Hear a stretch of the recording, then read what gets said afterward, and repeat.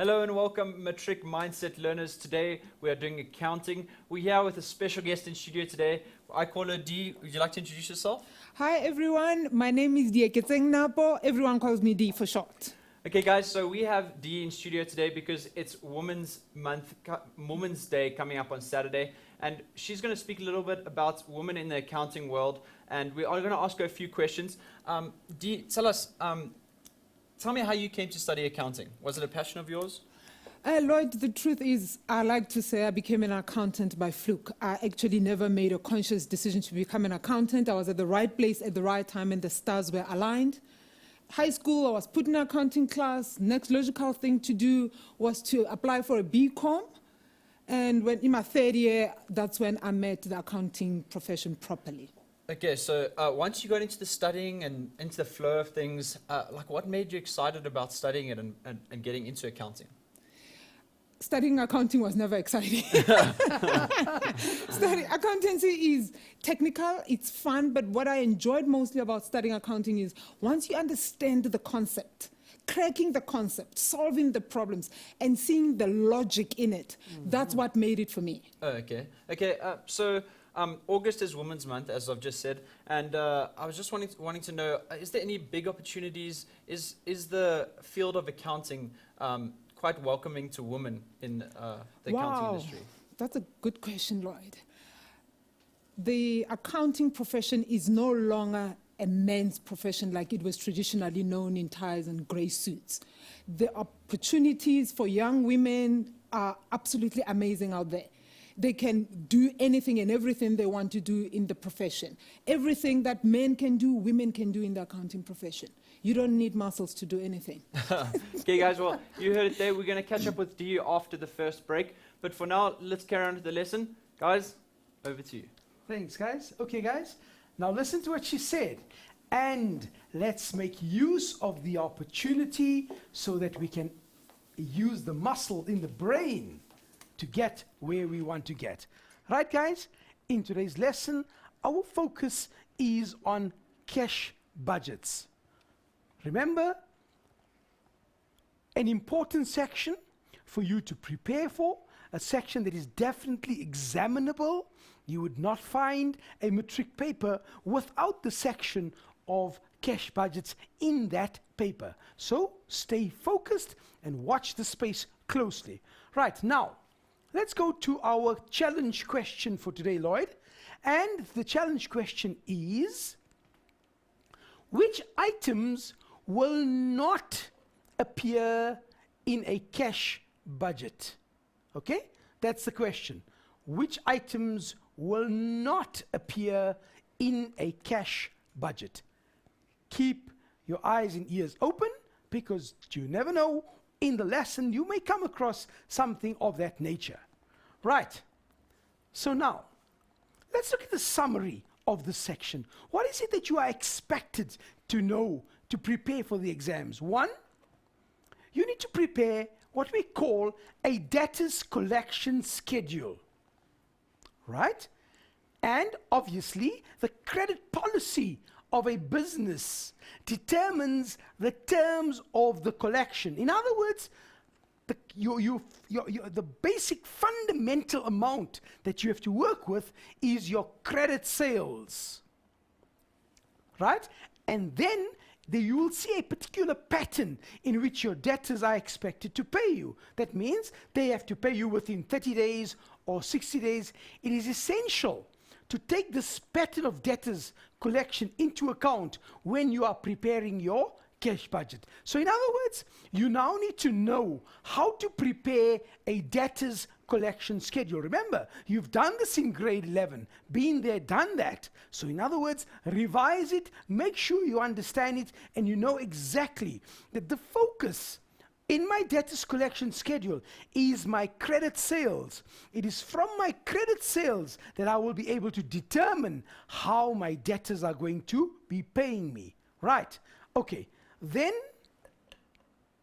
we go on to the projected creditors payment.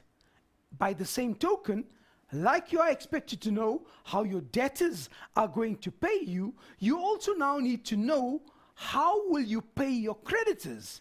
So in other words, when you are preparing this creditor's payment schedule, you must immediately determine how much of stock will be purchased on credit. Again, the credit purchases, not your total purchases, because remember, like you had cash sales and credit sales, which gave you your total sales, by the same token, you're going to be working with total purchases, which the two components will be your credit purchases and your cash purchases. Your cash purchases is not a problem because you're going to use it in your cash budget, but your credit purchases will determine how you are going to pay your creditors. Therefore, we call it the creditor's payment schedule. Right, now, when we come to the cash budget, when you are preparing your cash budget, you've got to remember, firstly, in a cash budget, the secret, grade 12 and 11 accounting boffins that are watching us, the secret is think cash. What am I saying? A cash budget deals with cash items. We are dealing with the inflows of cash. That means the sources of cash, where's the money coming from? And secondly, the outflows of cash. Where is the cash being spent? Okay, so we're talking about inflows and outflows of cash, and the following aspects need to be taken into account. Let's look at one of them. Firstly, obviously, when you're looking at receipts, we're talking of forecasting. Now, remember this. When you're talking budgeting, you're talking about future planning. You're talking about forecasting. So this is a forecasting tool that we use in order to determine what our future receipts and payments. Remember, we're talking the cash budget. Right. So cash sales would be a source of a receipt, would be a source of cash. Another source of cash would be my collections from my debtors. Remember, we said our debtors are going to be paying us. We're going to be calculating this when we are doing our debtors collection schedule. And therefore, the collections from your debtors would be a component of your cash budget. Okay? Important. Proceeds from the sale of fixed assets. In other words, if you are selling any fixed asset, the proceed, the amount that you are selling it for, if it is sold for cash, that figure would also feature in my cash budget as an inflow of cash. Right? Income from investments, for example, the interest that we have received, again, think cash.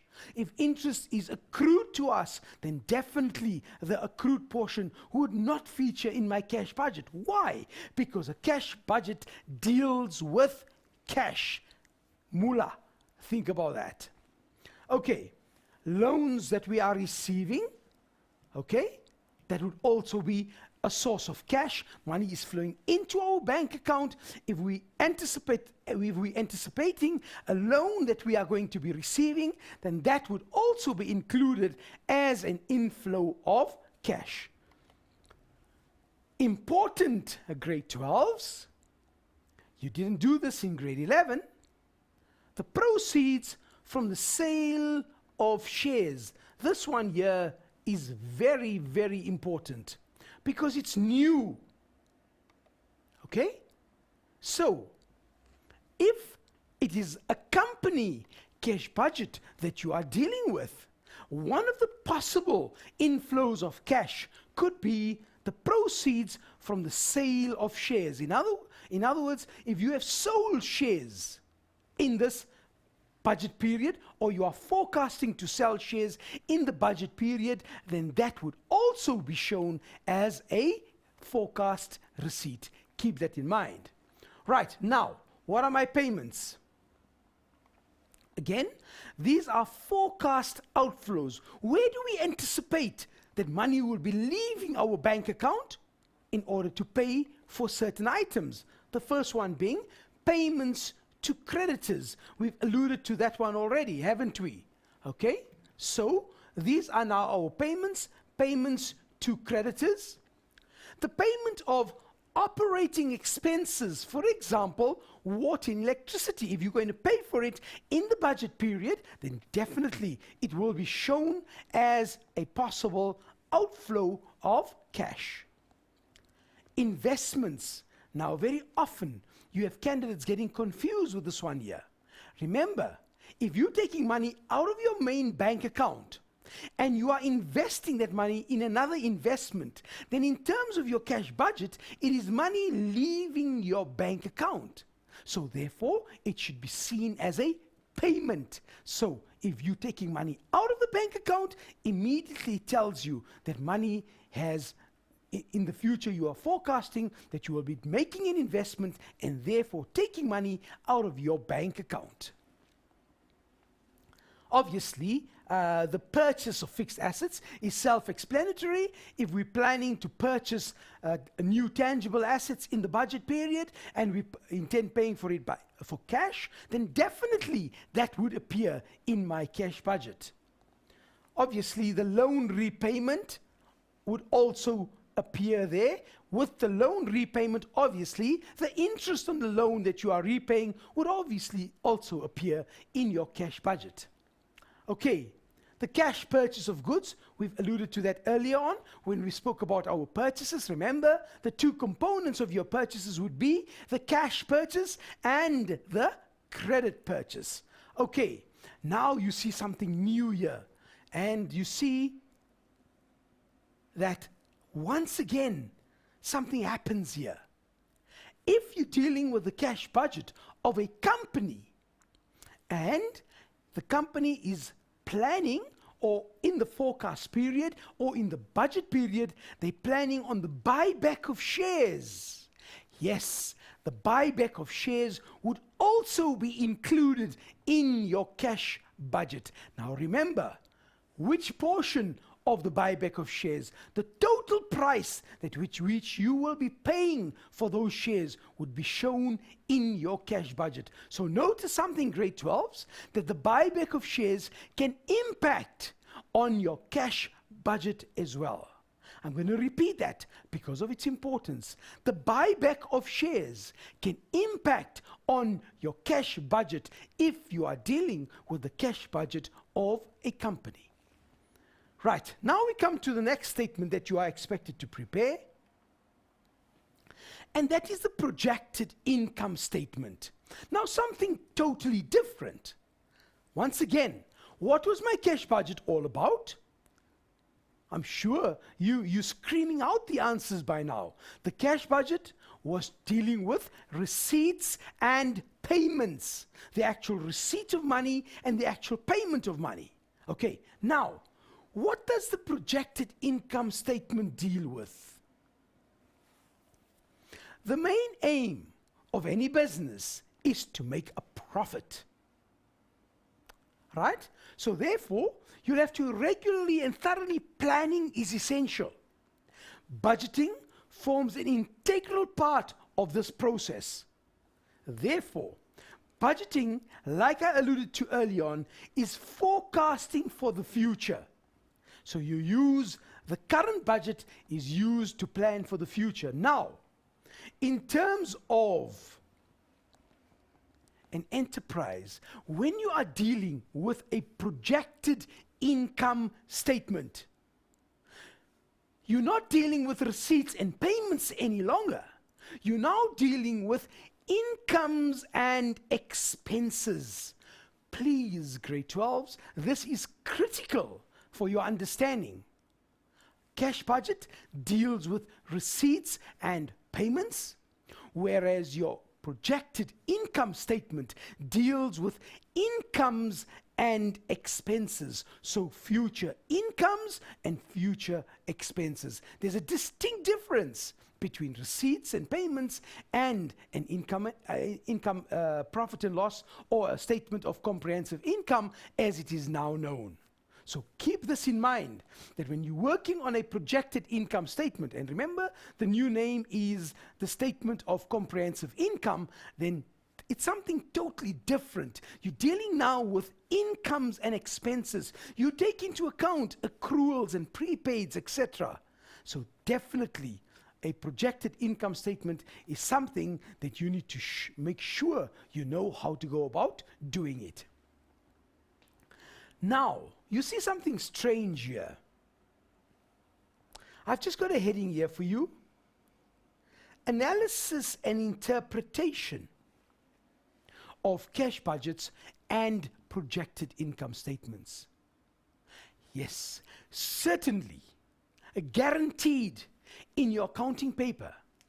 On the section on cash budgets, you're going to find questions that deal with analysis and interpretation.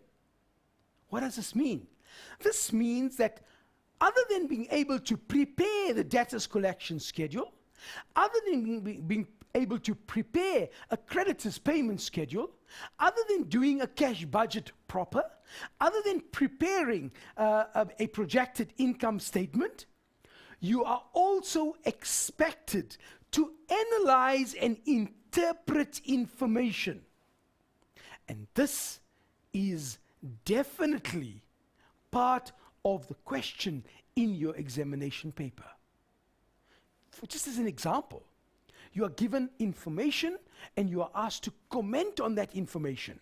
You will see when we go into the next section, when we go into our next segment, we're actually going to do questions of that nature.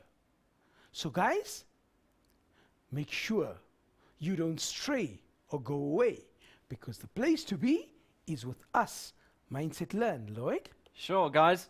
Keep tuned. Remember, guys, you can win this Casio calculator. All you have to do is answer the challenge question that's on the page, on our Facebook page. That's facebook.com/learn extra. And remember, guys, straight after the back, we'll be back with Dee for more information on the accountancy job as a whole. So, guys, don't go away, and we'll see you right back after the break.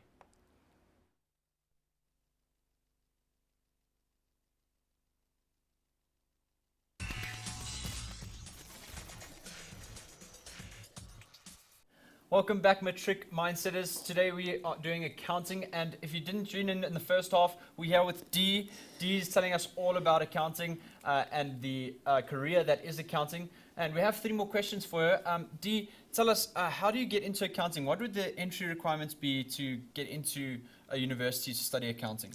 Okay. The entry requirements into university, obviously you need to get a matriculation exemption. However, to get into a BCom accounting degree, you need your 4 4s, one of them being maths, not maths lit, so you need 50% for that. And to get into the BEc degree, Bachelor's of Accounting, you need 5 for maths, which is your 60%. And obviously the APS score, BEc, you need a 35 minimum APS score, and for BCom accounting, you need a minimum of 30 APS score. And those are basically the basic minimum requirements to get into. So guys, if you didn't notice when we came back from the break, we've had a change of clothing here. We went from the jacket and smart dress to a t-shirt. Tell us about this. Yes, this is our branding. You probably have noticed the UJ brand. And on this t-shirt, on the hand, we have WhatsApp, which means who said accountants are boring. Interesting. We are absolutely not boring. And guys, look, it's hashtag WSAAB. Who says accountants are boring? You can visit us on that hashtag, but basically accountants are normal people like everybody else. We do everything that everybody else does. If you go to the website, the Extra Learning Channel website, you'll see a couple of our lecturers doing some fun things like DJing and scuba diving, etc. Yeah, they seem quite outgoing people. I mean, I don't know why anyone would have a negative outlook towards accountancy. Okay, guys, so we have one more question. Well, what study options are there available? So as you said, there's a BCom and a BEc. Okay, I've talked about the entry requirements into UJ as far as the BCom or the BEc is concerned. However, to become a chartered accountant or a CA for short, you need to do a 3-year degree. BEc being the preferred one, and then followed by a certificate in the theory of accounting or equivalent. So basically you're spending 4 years minimum in university, and then you need to have a contract of articles, which is for 3 years with an SAICA accredited firm. During your articles, in your first year, you would write part one board exams that you need to pass. And then at the end of your second year of articles, you write part 2. You pass those 2, you get your proper training during the 3 years that you spend doing articles. You then qualify, and you will be able to use the designation CASA at the end of your name. So guys, you learned about CA, Chartered Accountants. What are there any other career opportunities that you can get into once you have your BCom degree or BAc degree? Once you have your BCom or BEc, you can either go the CA stream, as I've already said. However, there are other options whereby you can do an honors in accountancy, an honors in internal auditing, and honors in tax. And if you go to the finance field, we have a couple of degrees, postgraduate degrees in finance that are tailor-made for specific and specialized career paths. Thanks so much, Dee. I hope she's opened your eyes a lot to the world of accountancy, and I hope you guys are driven to do accountancy. Now that you guys have been studying it for the past 2 years in school, or even longer, I hope you guys are pushed to study it further in university. But guys, without wasting any more time, guys, let's go on to the lesson, and over to you. Thank you, Dee, and I think you've opened up their eyes and showed them that we're not boring people. We're not boring at all. All the Thank you best, very Ashraf. much. Thank Thank you. you. Very much, eh? Cheers. Bye-bye. Bye. Okay, guys, back to the accounting. Now, you are provided with a debtors collection schedule, right? And an extract from the cash budget of Liboni Traders for the 3 months ending the 31st of March 2014. The owner is Peter Liboni. What are you required? What is expected of you in this question? Number one, you're going to complete some bit of, we call them, Lloyd, you'll notice the new trend in our accounting papers is that in the questions, we set them a kind of appetizer, like a starter, when you go before the main meal. Just right? to get you interested. Just to get you interested in the question and to make it easy for you to just get that adrenaline pumping and to get you into the question. And you'll notice this question does exactly that, right? There's a few, and then obviously there's a more detailed question dealing with missing figures in the debtors collection and your cash budgets. And again, remember we said, analyze and interpret. Explain what you would say to Peter about each of these scenarios, and then again another question that deals with here Peter wants to do something and you need to give advice to Peter. So that's the overview of the question. Right, okie dokie, let's start with the first one. That's our information that we have there, and our first question says, the main purpose of preparing the cash budget is to do what? Remember, we discussed this in our lesson earlier, in our summary. Remember, it's a planning tool where we are planning. What are we planning for? We're planning for future. And what is it that we're planning for? Our receipts and payments. Okay, so the question said, what is the main purpose of preparing a cash budget? Remember we said, predict future receipts and payments. There goes, planned future receipts and payments. Okay, next question. One item in the cash budget that will not be reflected in a projected income statement.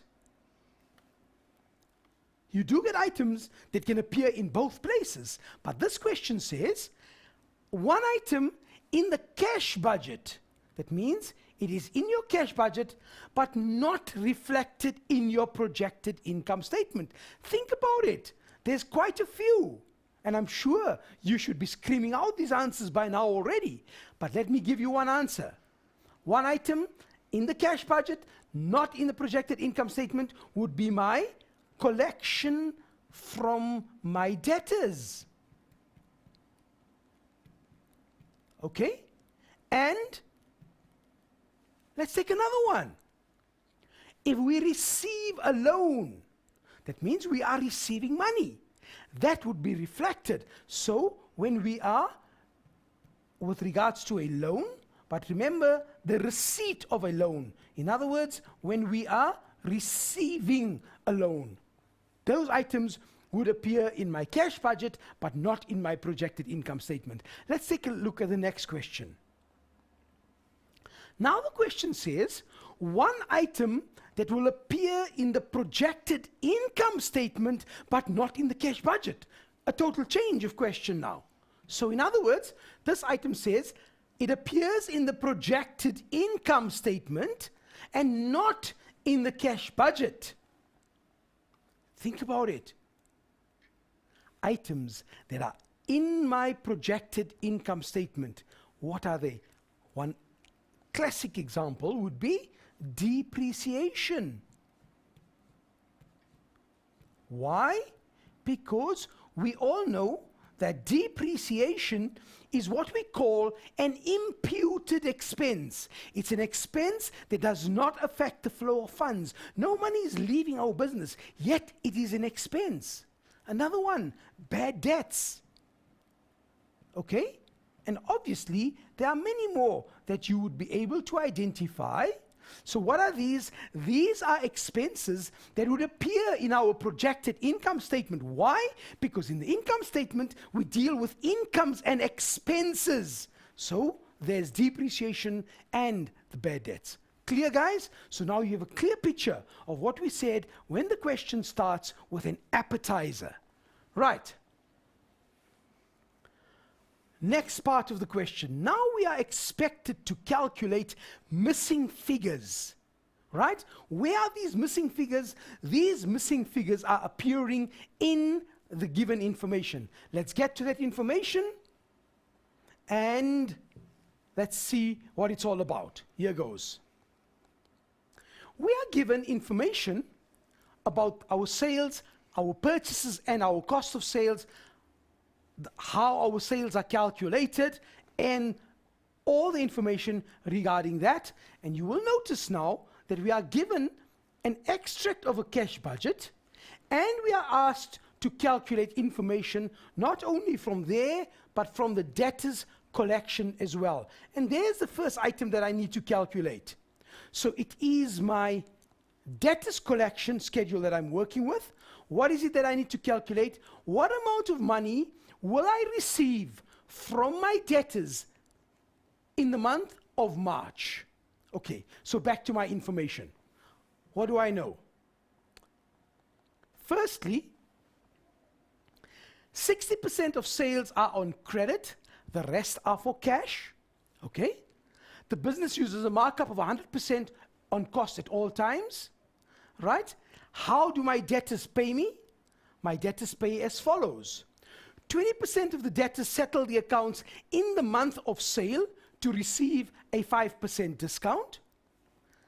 30% settle in the first month following the month of sale. That means after 30 days.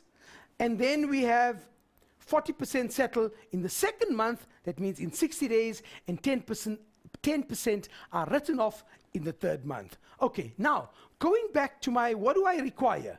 I need to know that what amount will I receive from my debtors in which month? In the month of March.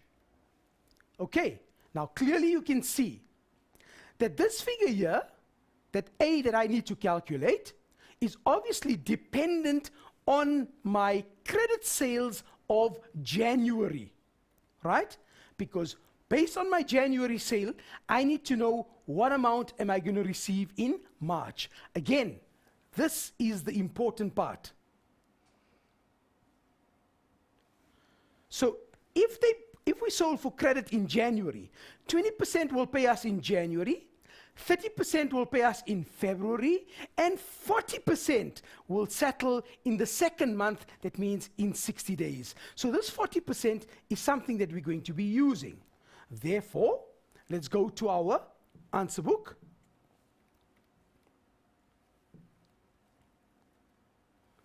The figure was 300,000, which was my credit sale for January, right?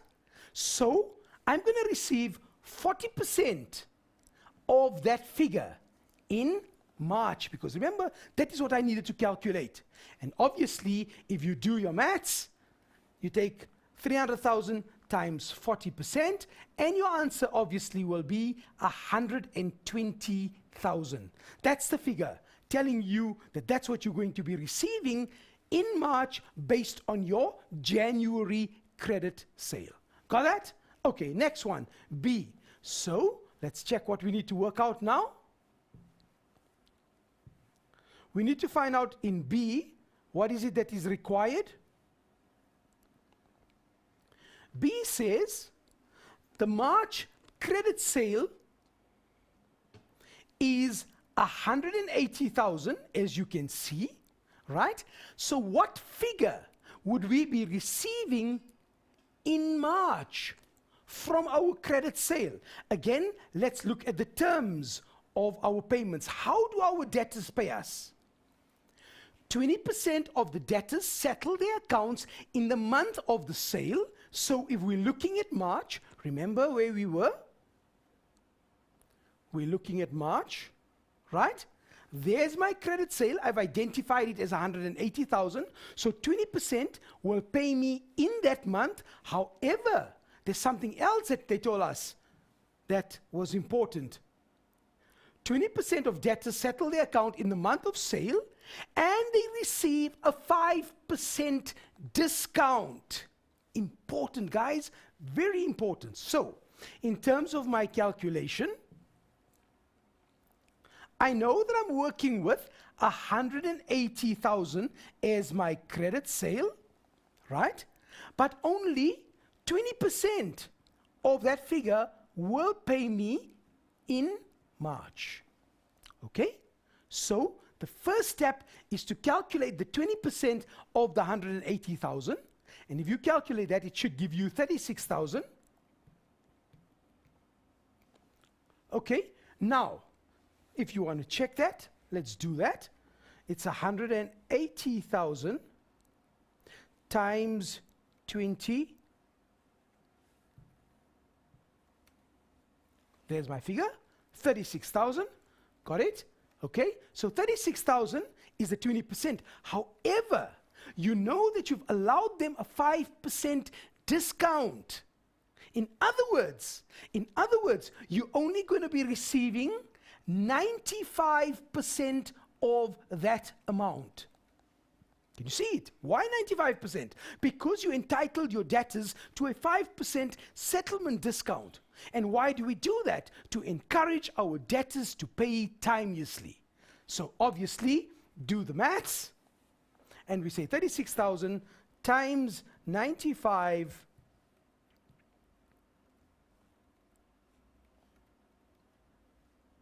and your answer is 34,200. So 34,200 is the amount that we are expecting to calculate. Right, going back to the slide here. Our question said the next part that we needed to calculate was C. Now clearly you can see something very, very evident here. What is C? Obviously, C would be made up of A, which we've calculated already, plus the 63,000, right? Plus B, and that total would then give me the component that I'm looking for, namely C. So what are the figures that I'm looking for? I'm looking for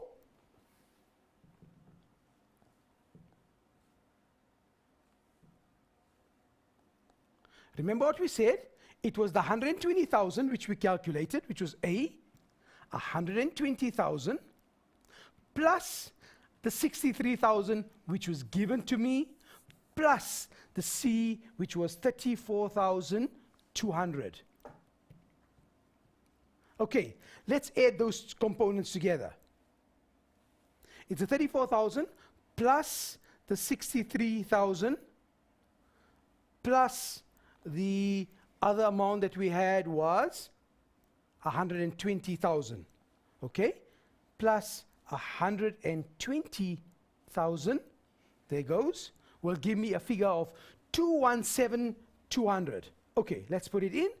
217,200. That's the total. Now the question often arises that what if I had made an error with A or B? Does that mean that C will be marked incorrect in the exams? Certainly not, Lloyd. Why? In accounting, we have what is called a method mark. So if this candidate here had any figure above 63,000, remember that was the given figure.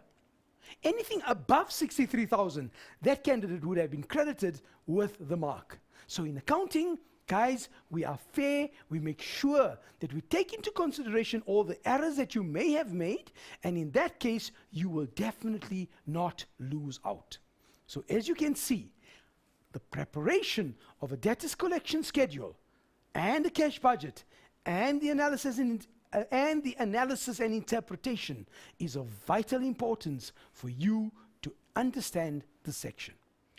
So guys, you heard it there first. Remember, continuous assessment, you won't get, if you get one figure wrong, it's not going to lead on to a whole section being wrong. So guys, as I said before the lesson, you can win this Casio calculator. All you have to do is go into our Facebook page and answer the test yourself question, enter the Curio code, and you could be walking away with this brand new Casio calculator.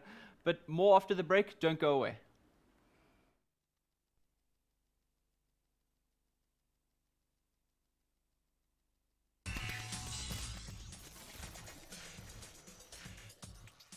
Welcome back, Accountancy Grade 12 students. Welcome to this Mindset Live show. If you've just joined us now, we've been going over some heavy accounting stuff. So guys, you can get all those notes on the Facebook page. It's facebook.com/learnextra if you haven't already. And remember guys, we're going to be giving away a brand new Casio calculator at the end of this show, so get your entries in. All you have to do is answer the test yourself question on our Facebook page. But until then, let's carry on. Certainly, guys. So you reckon it's heavy stuff? Yeah, this looks.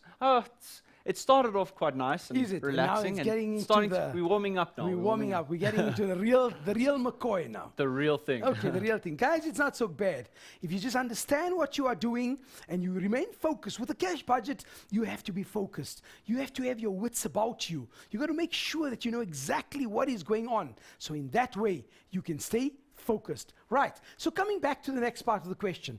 Now, what did we have to calculate? We had to calculate the next component, which was, let's find it here. Okay, we've done C, we're on to D. Right, what does D represent? D says the cash sales for February, right? So that's the figure that you're looking for. Cash sales for February. Going back to your information, you see, fine. There's February, there's my total sale of 350,000. Important, guys. Total sales. Okay? Lloyd, here's a question for you, young man. RTFQ. Oh no. Have you seen this one before? It's one of your One of my, abbreviation questions. yes. Read the full question. What did this question say here? It said total sales. The total sales. That's not what we're looking for. We're looking for the cash sale. Now the question tells you that 60% of sales are on credit. The rest are for cash. So in other words, guys, if that was my total sales for February, 350,000, I need my cash sales, and that would be 40%. Why? Because 60% are the credit sales. So the cash component obviously would be 40%. So therefore, 350,000. So we take our 350,000, multiply that by 40%. Let's do that. So we've got 350, 3, times the 40%.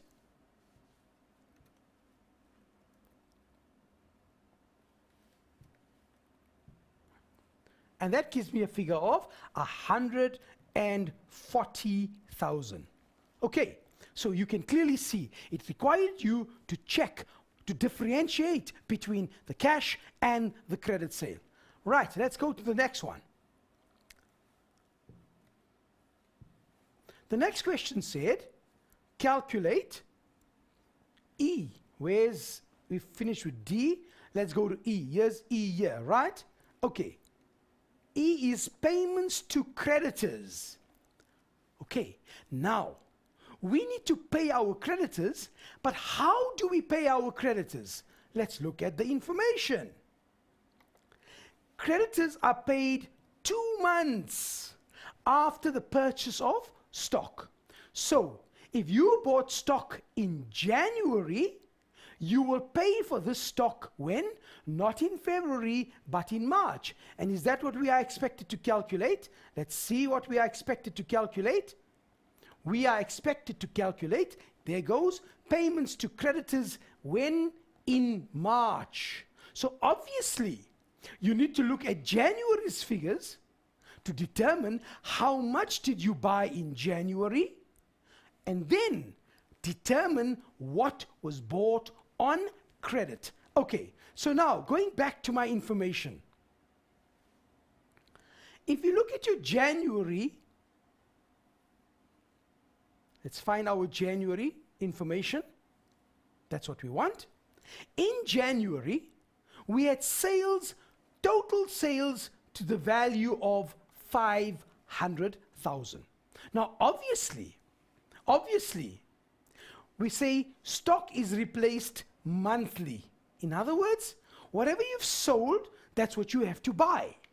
So therefore, if January sales were 500,000, what was the cost of sales? Let's see what information they give us here on the cost of sales. We are told that the business uses a markup of 100% on cost at all times. In other words, here it goes. Let's go back to our question. So we have our space there.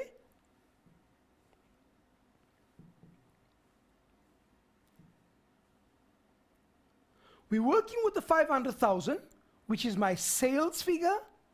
Now, obviously, I need to calculate my cost of sales, and that's important. But in order to do that, we say times 100, which is my cost, over my 200, which is my selling price. And obviously, if you calculate this here, it gives you a figure of 250,000 as your cost of sales. Now, once you've determined your cost of sales, now you ask yourself the question again, how do we pay our creditors? 20% of all purchases are for cash, the rest are on credit. In other words, this is telling us that if we bought for 250,000 in total, the total purchases, remember the credit component would be 80% of that figure. So therefore, we say 250,000, which was my cost of sales, times the 80%, and that gives me a figure of 200,000. Okay? Why? Because your total purchases is broken up into cash and credit. We needed the credit component, which was the 80%, which will be paid, which we bought in January, which we will pay in March. Right, next one that we need to calculate. And if we look at this one here, we find that we've calculated, now we're working on the interest on loan, which is the F. What information do we have regarding our loan?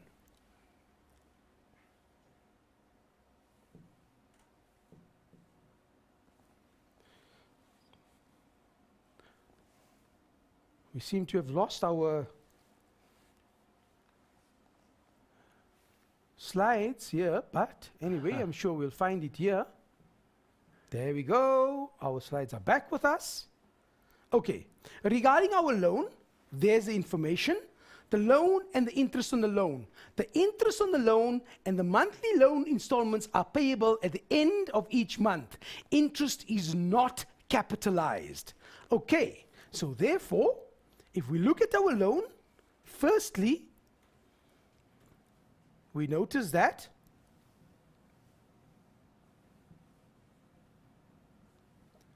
where's our loan figure we have to calculate. We need to go to slide number 6, I think it is. There it is. Okay, now, in terms of the loan,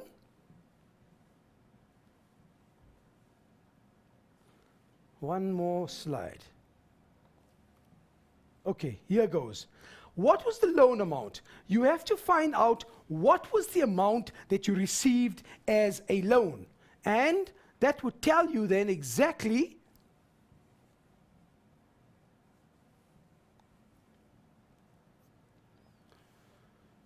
information on the loan, where it is. Here's it, loan and the interest on the loan. Right, we've got that information, but what we need is the actual cash budget, which is here, I think. Let's find it. Okay, here's your loans that you received. There's one slide that's avoiding us. Why, I don't know. That's the question. Okay, we have to get back to that slide. Somehow that slide is gone, but not serious. What we need to do here is remember that in terms of the loan, okay, very simple. Well, let's work around that. You got to look at your loan amount. You get to look at the repayment of your loan. Did a repayment of your loan take place? And if a repayment of your loan took place, then you calculate the repayment first. And based on the repayment, you then have to do your calculation with regards to the interest on the loan. Remember, when you are working with the interest on the loan, what is important here for you to remember, I'm going to show you a calculation that take the loan amount, the original loan amount, minus the repayment, right? Whatever the repayment was in that particular month, and then you look at the interest rate. Now remember, the interest rate is per annum. You need to calculate it for the month. So obviously, if the interest rate was 12% per annum, it will be 1% per month. Keep that in mind. Okay. It doesn't look like we're going to get through the rest of our question, but we have to go to our challenge question. Yeah, and we've got actually quite a lot of answers for that challenge question. Okay, let's hear. The challenge question was, which items will not appear in a cash budget? Right. And majority of them got it correct. Denny Hooter said non-cash items, for Absolutely. example, depreciation or bad debts, etc. Absolutely. Spot on, guys. It means you guys were listening to us, because in the lesson itself, I alluded to that as part of our appetizers.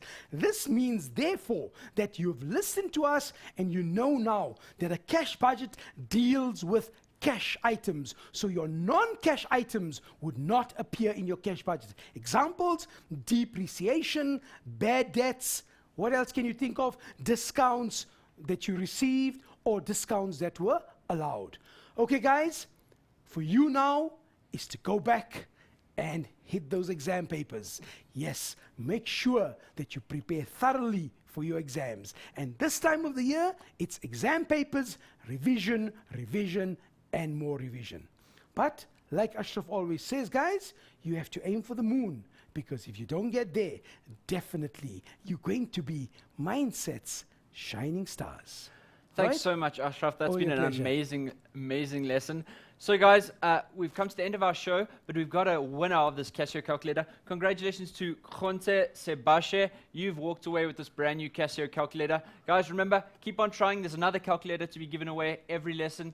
So or go onto our Facebook page, answer the test yourself question, enter the curio code, and you could be the next one. So guys, until next time, my name is Lloyd. I'll see you guys next time.